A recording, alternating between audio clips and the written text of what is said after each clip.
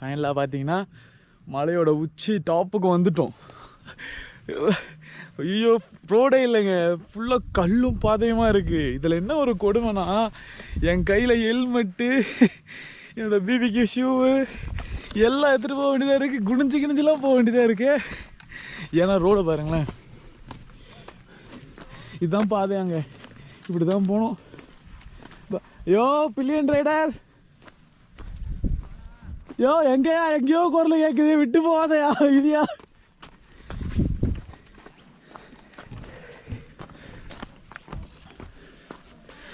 செம்மையாக இருக்குது ride, and எக்ஸ்பீரியன்ஸும் செம்மையாக இருக்குது. கை வலிக்குதியா ஷூ எடுத்துகிட்டு போ.